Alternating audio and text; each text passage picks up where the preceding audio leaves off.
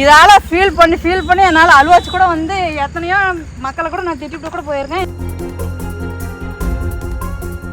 இப்படியே விட்டாங்கன்னா நிறைய கேன்சர் வந்து சாக போகிறாங்க, ஊரே அழிவு போகுது.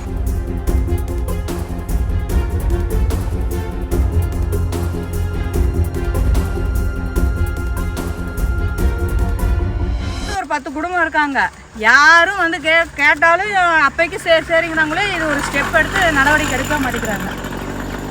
இது என்ன ஆகும்னு தெரியல. ஆனால் வியாதியை கூடிய சீக்கிரத்தில் கண்டிப்பாக வரும். என்ன வியாதின்னு என்னால் சொல்கிறதுக்கு முடியல.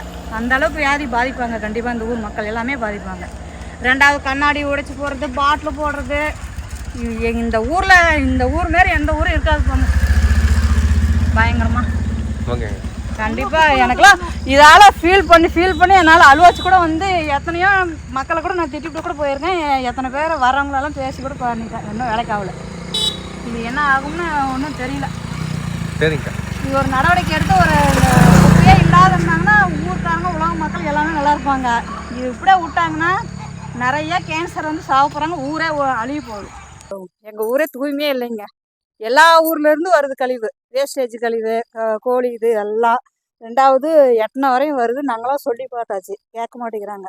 ஆனால் கூடிய சீக்கிரத்தில் வியாதி வரும், மனுஷங்கள்லாம் பாதிப்பாங்க. இதெல்லாம் 5-6 வருஷமாக கட்டிகிட்டு இருக்காங்க. மோசமெல்லாம் எங்கள் 5 வீடும் போகவே முடியல. காட்டுக்காரங்க யாரும் இது ஒரு கண்ட்ரோல் பண்ண மாட்டேங்கிறாங்க. என்ன இதுக்கு ஒரு விடை கிடைக்குமா கடவுள்கிட்ட தான் நாங்கள் பிரார்த்தனை வேண்டணும் கண்டிப்பாக. சுவாசிக்கும்ல. ரெண்டாவது இந்த வேஸ்டேஜ் எரி விட்றாங்க, அந்த மண்ணுக்குன்னு கழிவு பூரா ரோட்டில் நிற்குதுல. நான்லாம் உளுந்தே எழுந்திரிச்சு போயிட்டேன் ஒரு டைம். ஒன்றும் முடியல, சமாளிக்கவும் முடியல. இது என்ன ஆகும்னு தெரியல. கட்னாச்சம்பட்டி கிராமம், புதுப்பாளையம் இது ஒரு கிராமம் பஞ்சாயத்து.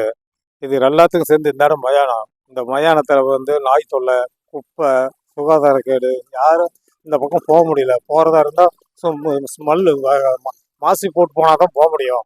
அந்த அளவுக்கு அது எல்லாத்தையும் உயிர் சேர்ப்புங்க. பொம்பளைங்க யாரும் போக முடியல, வர முடியல. சுகாதாரமே ரொம்ப கேடாக கிடக்குது. இதுக்கு என்ன வழி எங்களுக்கும் தெரியல. வரவெல்லாம் மூக்க பிடிச்சிட்டு போகிறதா இருக்குது, மூக்க பிடிச்சிட்டு வரதா இருக்குது. இதுக்கு வழி நீங்கள் தான் சொல்லணும். இது வந்து வருஷ கணக்கில் இருக்குதுங்க. 5 வருஷமா அப்படியே இருக்குது. இந்த குப்பை 5 வருஷம் அப்படியே இருக்குது. கொசு தொல்லை வேற. எங்களால் நடக்க முடியாது. 6 மணிக்கு மேலே ஆகிட்டா 5-6 கொசு தந்தால் எங்களை தூக்கிட்டே போயிட மாட்டேருக்கு. அவ்வளோ தொல்லையாக இருக்குது. இதுக்கு வழி என்னதான் தெரியல.